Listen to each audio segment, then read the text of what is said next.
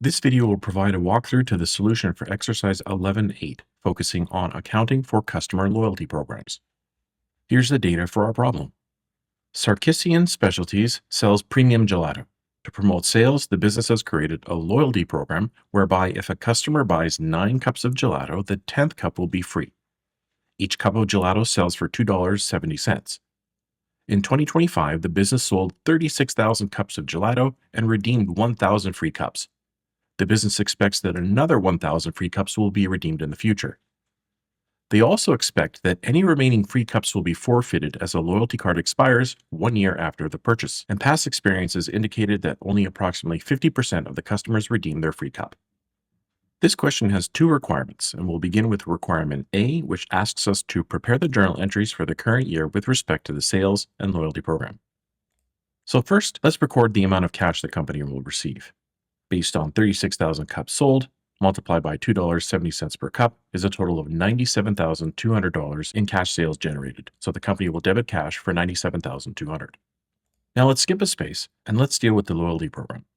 What we have to do is take the $97,200 in total sales and divide by the sum of the $36,000 in actual unit sales, plus the 1,000 cups actually redeemed, plus the additional 1,000 cups expected to be redeemed, or a total of 38,000 cups.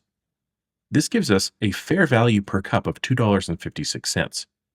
Then what we're going to do is we're going to multiply that fair value per cup times the 2,000 cups redeemed, both the actual and expected, to give us an amount of unearned loyalty card revenue of $5,120. So the company will credit unearned revenue for loyalty cards for that amount.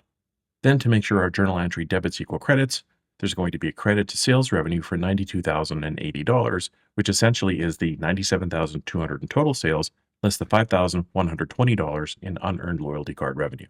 The next journal entry will be to record the earned revenue on the 1,000 cups that were actually redeemed. So if we multiply 1,000 actual redemptions times the $2.56 fair value per cup, that results in total earned loyalty card revenue of $2,560. So the company will debit unearned loyalty card revenue for $2,560 and credit revenue for loyalty cards of the same amount. So that's it for requirement A. Requirement B asks us to calculate the amount of the liability to be reported at the end of the current year with respect to the loyalty program. The easiest way to do this is with a T account for the unearned revenue account. We have a beginning balance of 0. Then we have a credit to the T account for the entry where the $5,120 in unearned loyalty revenue was recognized. And then we have a debit to the account for $2,560 for the 1,000 cups that are redeemed, resulting in an ending balance of $2,560 relating to the 1,000 expected redemptions. This is the amount that will be reported on the balance sheet and classified as a current liability since all the loyalty cards expire within 1 year.